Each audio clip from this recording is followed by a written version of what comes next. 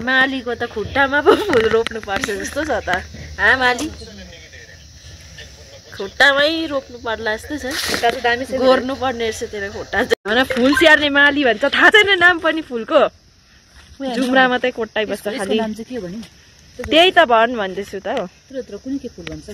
के कुनी के फुल चाहिँ कुनी के भनेको चाहिँ के हो यो त मोरेछ हैन न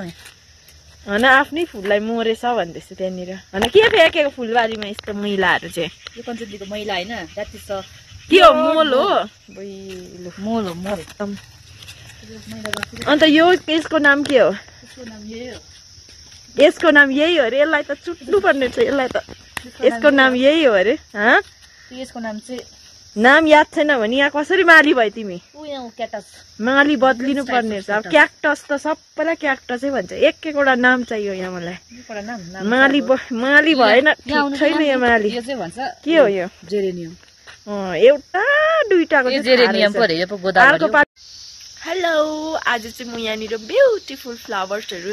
रोपेको छ भनेर चाहिँ हेर्नु आइरहेको छु अन्त फ्लावर्सहरूको नामहरू पनि सोध्दैछु अन्त ठुलो माली चाहिँ यता छैन रहेछ सानो माली मात्रै रहेछ उसलाई सोध्दैछु को छ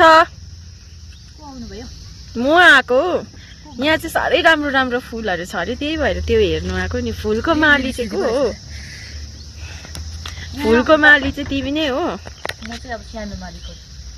ठुलो मालिक चाहिँ कहाँ छ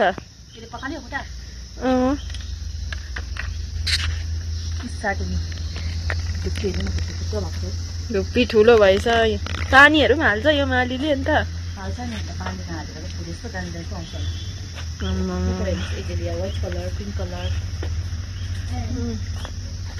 एन्ट के छ एन्ट अन्त यो एक एकवटाको नाम बताउनु पर्यो नि यसको नाम के हो कोकोनट यो धुप्पी नै हो धुप्पी यो यो चाहिँ ड्रागन फ्रुटको प्लान्ट यसको नाम के हो यसको नाम आई डोन्ट नो हैन यसको नामै आई डोन्ट नो यो त पो रहेछ भन के को नाम मात्रै थाहा छ अरे यसको नाम चाहिँ थाहा छ मलाई के हो नाम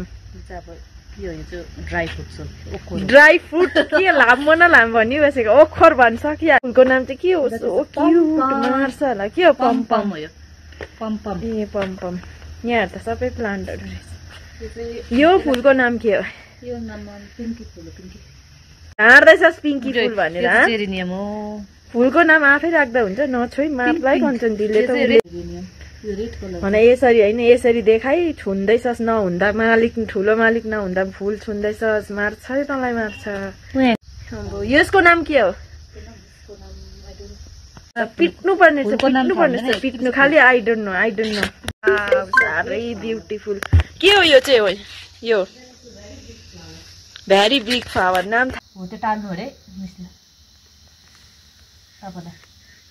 अघि देखाएको क्याक्टस कस्तो लाग्यो तपाईहरुलाई